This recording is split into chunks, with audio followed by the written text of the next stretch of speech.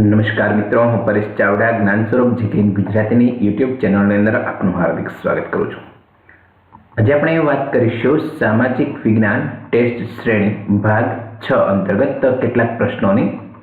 એ પ્રશ્નોના અંતે આપણે એક ટેસ્ટ ભરવાની છે. એ ટેસ્ટમાં વધારેમાં વધારે સ્કોર થાય તેવો આપ પ્રયત્ન કરજો. તો કરીએ મિત્રો શરૂઆત. લોકોની જરૂરિયાતો ન સંતોષાય અને લોકો આર્થિક રીતે પાયમાલ બને તો શેના તરફ વળે છે? તો જ્યારે લોકોની જરૂરિયાત ન સંતોષાતી હોય અને એ લોકો પોતાની સુવિધાઓ છે એ ઉપલબ્ધ ન કરી શકતા, એ સમય દરમિયાન લોકો છે એ જે તે રાષ્ટ્રની સરકાર છે અથવા તેનું જે વ્યવસ્થા તંત્ર છે એ વ્યવસ્થા તંત્રમાં બદલાવ ઈચ્છે છે. અને એ બદલાવ છે સીધી રીતે નથી આવી શકતો, એટલા માટે લોકો ક્રાંતિ તરફ વળે છે એમ કહી શકાય. લોકો એક પ્રકારનો અસંતોષ એના મનની અંદર ઊભો થાય છે અને તેનાથી સરકાર તરફી જે સંચાલન છે સુચારુ સંચાલન થાય એ માટેના પ્રયત્નો કરવા માટે એક ક્રાંતિ તરફ વળે છે એમ કહી શકાય. ભારતની આર્થિક સમૃદ્ધિ છે કે કઈ સદી સુધી યથાર્થ રહેવા પામી હતી? તો પ્રાચીન સમયમાં ભારત છે એ સોને કી ચીડિયા એવા નામથી જાણીતો દેશ હતો અને લગભગ એ સમૃદ્ધિ છે એ છેક 18મી સદી સુધી ભારતના ઉદ્યોગ ધંધા અને વ્યાપાર ક્ષેત્ર એટલું મજબૂત હતું કે 18મી સદી સુધી ભારત છે એ સુખી સંપન્ન દેશોમાં એની ગણના થતી હતી. પરંતુ ત્યારબાદ અન્ય પ્રજાના શાસનથી આપણી પરિસ્થિતિ છે વધારે બદતર બની. તો 18મી સદી સુધી ભારતની સમૃદ્ધિ છે એ યથાવત રહેવા પામી હતી. બંગાળ, બિહાર અને ઓરિસ્સાની દીવાની સત્તા સૌપ્રથમ કઈ વિદેશી પ્રજાએ હાંસલ કરી હતી? તો બંગાળ, બિહાર અને ઓરિસ્સાની દીવાની સત્તા સૌપ્રથમ અંગ્રેજ પ્રજાએ હાંસલ કરી હતી. અંગ્રેજ શાસન સમયે શાહુકારોની ભારે વ્યાજ પ્રથાનો ભોગ કોણ બન્યા હતા? તો અંગ્રેજોના શાસન સમયે શાહુકારોની ભારે વ્યાજ પ્રથાનો ભોગ ખેડૂતો બન્યા હતા. શાહુકારો એટલે કોણ એની વાત કરીએ તો શાહુકારો એટલે નાણાં ધીરનાર વ્યક્તિઓ કે જે ઊંચા વ્યાજે સામાન્ય વર્ગના લોકોને નાણાં છે એ પૂરા પાડતા અને પછી એના બદલામાં વ્યાજ છે એ વસૂલતા હતા. તો આવો એક વર્ગ જે અંગ્રેજ શાસન સમયે ભારતમાં ઉદ્ભવેલો, તો એની વ્યાજ પ્રથાનો ભોગ છે એ ખેડૂતો બન્યા હતા. ત્યાર પછીનો પ્રશ્ન છે, કઈ સાલમાં બંગાળમાં દારૂણ દુષ્કાળ પડ્યો હતો? દારૂણ એટલે ભયંકર દુષ્કાળ કહી શકાય, બરાબર? ગંભીર રીતે જેની ગણના કરી શકાય એવી પરિસ્થિતિ, તો એને દારૂણ દુષ્કાળ કહી શકાય. એવો દુષ્કાળ છે ઈસવીસન 1770ની અંદર બંગાળની અંદર પડ્યો હતો. કોર્નવાલિસ નામના ગવર્નર જનરલે કઈ મહેસૂલ પદ્ધતિ અમલમાં મૂકેલી? તો કોર્નવાલિસ નામનો જે ગવર્નર જનરલ હતો તેણે કાયમી જમાબંધી નામની મહેસૂલ પદ્ધતિ છે એ અમલમાં મૂકી હતી.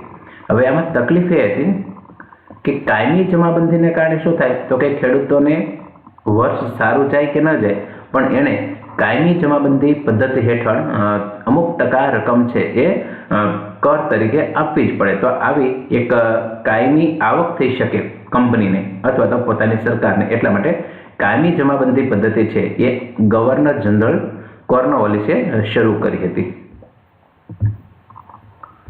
વોરન હેસ્ટિંગના સમયમાં મહેસૂલ ઉઘરાવવાનું કાર્ય જે કરતો તેને કયા નામે ઓળખવામાં આવતો?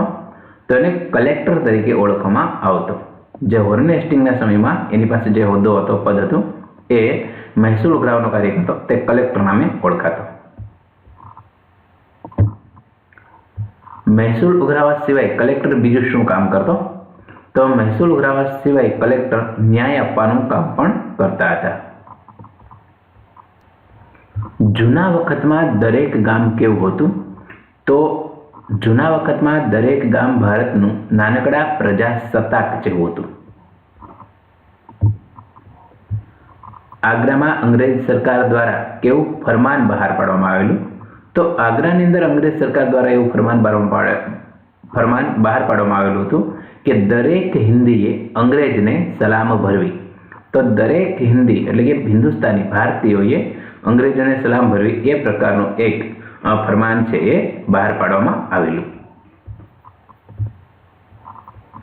વર્ષો પહેલા ઢાકાનું કયું કાપડ દુનિયામાં વખણાતું? તો ઢાકાનું મલમલ છે એ વર્ષો પહેલા દુનિયાની અંદર ખૂબ વખણાતું હતું. ત્યાર પછી કયા અંગ્રેજ અધિકારીએ ભારતીયોને કંપનીના વહીવટમાં સ્થાન આપ્યું હતું? તો વિલિયમ બેન્ટિક નામનો જે અંગ્રેજ અધિકારી હતો એણે ભારતીયોને કંપનીના વહીવટની અંદર સ્થાન આપ્યું હતું એવું કહી શકાય. સતી પ્રથા પર પ્રતિબંધ કોણે મુકાવ્યો હતો? તો આપણે જાણતા હશો કે રાજારામ મોહન રાય છે તેણે સતી પ્રથાનો વિરોધ કરવા માટે ખૂબ બધું અભિયાન છે ચલાવેલું અને તેણે વિલિયમ બેન્ટિકને રજૂઆત કરેલી કે ભારતની અંદરથી સતી પ્રથા છે એ નાબૂદ કરવામાં આવે. તો વિલિયમ બેન્ટિકે 1829ની અંદર સતી પ્રથા પર પ્રતિબંધ મૂકતો કાયદો છે એ અમલમાં મૂકેલો. સતી થવાની પ્રથા પર પ્રતિબંધ કઈ સાલમાં લાગુ કરવામાં આવ્યો? તો ઈસવીસન 1829માં સતી થવાના જે પ્રથા હતી એના પર વિલિયમ બેન્ટિક દ્વારા 1829માં આ કાયદો છે અસ્તિત્વમાં આવેલો. અંગ્રેજી કેળવણીને મહાત્મા ગાંધી કેવી કેળવણી કહેતા હતા? તો અંગ્રેજી કેળવણીને મહાત્મા ગાંધી ગુલામીની કેળવણી તરીકે ઓળખતા હતા.